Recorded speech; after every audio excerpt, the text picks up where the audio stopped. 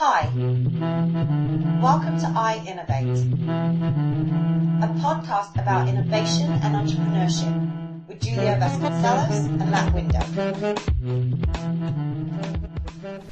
One of the things we've been trying to do for all our interviews is to have a guest interviewer in a way. So oftentimes we've had previous guests ask future guest questions. And this time I actually had the fortune of walking Andy Grove through Second Life because he's just fascinated by it. Andy Grove, the founder of Intel. Yeah, former CEO of Intel. And Andy sent a question to you that he wanted to play to you on the computer. I don't know if you already got a chance to see it, which he thought was very intriguing and kind of wanted to see what your thoughts were on around hardware. So this is great. We can hear. For our listeners who can't see this is this incredibly sophisticated high-tech setup we have right here.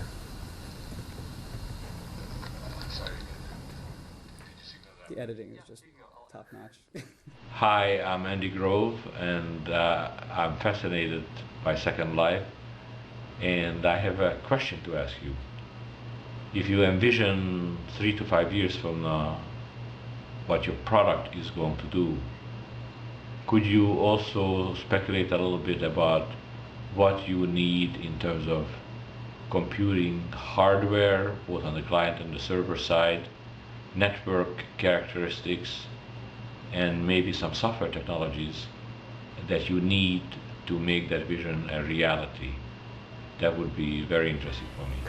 That's great. What an amazing person to ask the question. Neat to get to give an answer. What I would say is that, well, first of all, Second Life is a kind of a digital world that is fundamentally constrained only by Moore's law. That is, in fact, one of the things I often say in presentations about Second Life is you may not like the graphic quality or the simulation capabilities of Second Life today, but just wait. You know, the real world isn't getting any better. Our world is getting better at the speed of Moore's law. So if you're a big futurist, I think that speaks volumes about what you're likely to see here. Having said that, Second Life is critically dependent on both server and client resources as well as the network. On the client side, Second Life uses the CPU and the GPU to a roughly equal extent in creating the scene and the experience of Second Life. It's very computationally intensive. We're generally, running the fans on your PC at full power. You can hear them start up a lot of times when you fire up Second Life, because we are doing a sort of a local simulation of all the objects that you can see around you. We're streaming those objects and decompressing them, which we need CPU time, algorithmic decompression time of data coming off the network.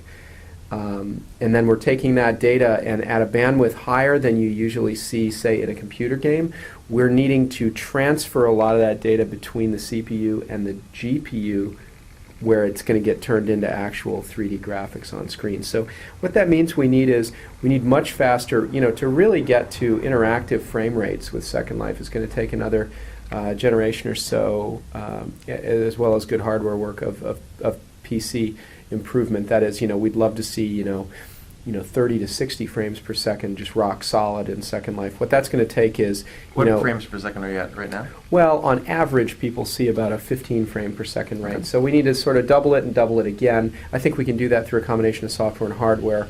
On the hardware side, I think we need, twice as much just raw clock and computing speed in the CPU. We probably need a faster memory bus, and obviously there's also continuing advances that are happening there. We need a faster memory bus connecting the CPU to the GPU, and then the GPUs themselves need to get somewhat faster as well, because we are taxing the maximum number of triangles that you can put on screen in the 3D scene.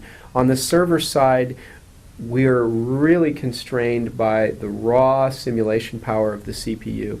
We're just getting ready to update the script engine of Second Life, which is the thing that simulates all the objects in the world. We're just getting ready to, we're trying to switch that over to the Mono, which is the open source version of Microsoft's .NET scripting environment.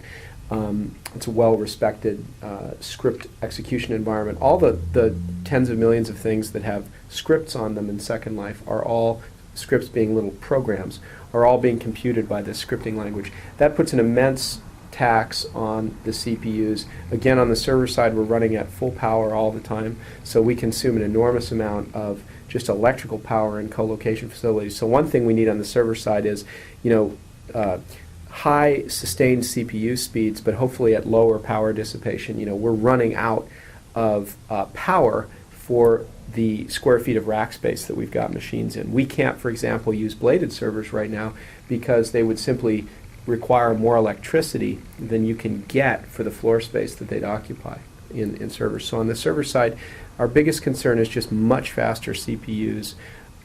Memory, again, speed there is important as well. On the networking side, broadband, symmetric high-speed broadband connections, just continuing to get out there is really the biggest thing that we need. I'm probably least worried about that. We've got, network speeds appear to be moving ahead. In terms of software, there's a lot of open source software that we use to manage the grid of, nearly 4,000 machines that we've got out there now. I think advances in really fine-grained utilization monitoring so that you can manage lots and lots of machines, do the sorts of things that Google does well in-house in a broader context with open software would be great to have. And so we'll look at that. I think that solutions that are more proprietary, like server, CPU sharing systems amongst, InfiniBand cloud of machines or things like that, that's less we're less likely to use that because we see Second Life on the server side expanding like web servers on the web. It just being a very large heterogeneous environment with a lot of different people ultimately probably running those servers. So unified solutions for management probably wouldn't be very usable. That's my answer. That's a great answer. We'll definitely we'll let you know what he says. Great, thanks. The other thing we also wanted to do was we're going to be interviewing Andy in a couple of weeks for the podcast. We want to give you an opportunity to ask him a question. Gosh, that's good. You got me on the spot there to think about that. Well, I guess the question I'd pose back to Andy would be, given that we have given that Second Life has such an evenly distributed set of demands that I just went through, GPU, CPU, server-side computation, where do you think we should be worried about the existing trend line of hardware development not keeping up with the kind of system that we're building here? Is there one place where that's all going to break down?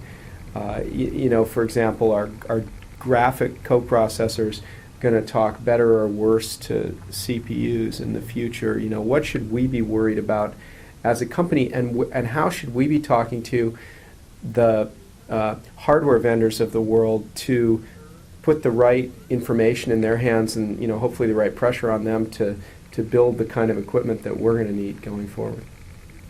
Great. Well, we're just about running out of time here, so Philip, thank you very much for being part of the podcast. Great. Thanks for having me. It's a great It's been a pleasure. opportunity. Thank you.